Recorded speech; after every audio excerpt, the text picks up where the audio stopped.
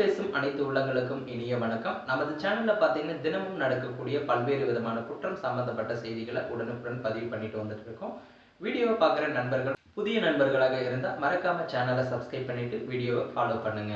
உத்தரப்பிரதேச மாநிலம் அலிகரில் 10 மாதங்களுக்கு முன்னாடி தனது வருங்கால மருமகனுடன் ஓட்டம் பிடித்த பெண் தற்போது அவரை கைவிட்டுவிட்டு தனது சகோதரியின் கணவருடன், அதாவது பெண்பா உறவு முறையான அவருடன் தலைமறைவாகி இருக்காங்க.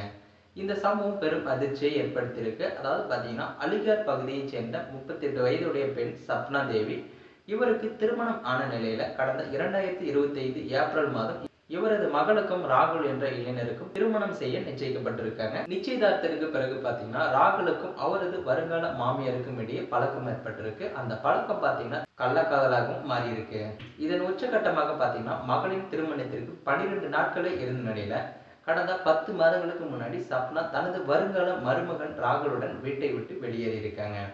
இந்த விவகாரம் காவல் நிலையத்திற்கு சென்ற போது சரிதா தனது கணவர் மற்றும் குழந்தைகளை விட்டுட்டு தன்னை விட 18 வயது இளையவரான ராகுலுடன் வாழப்போவதாக திட்டவட்டமாக தெரிவிச்சிருக்காங்க.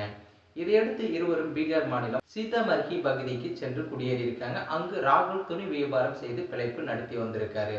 சமீபத்துல பாத்தீங்கன்னா இந்த கதையில யாருமே எதிர்பாராத திருப்பமும் ஏற்பட்டிருக்கு. கடந்த பிப்ரவரி 6ஆம் தேதி ராகுல் வேலைக்கு சென்றிருந்த நேரத்துல சப்னா வீட்டில் இருந்த 2 லட்சம் ரூபாய் ரொக்கம் மற்றும் நகைகளுடன் அங்கிருந்து மாயமாகி இருக்காங்க.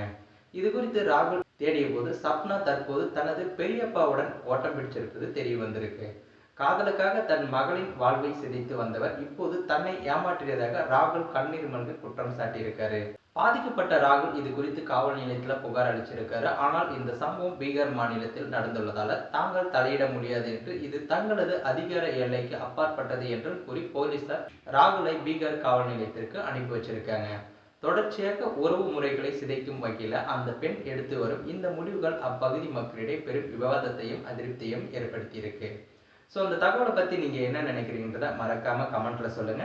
மேலும் இது போன்ற வீடியோவை உடனுக்குடன் தெரிஞ்சுக்க நமது சேனலை சப்ஸ்கிரைப் பண்ணுங்க. மீண்டும் இது போன்ற இன்னொரு வீடியோவில் உங்களை நான் சந்திக்கும் வரை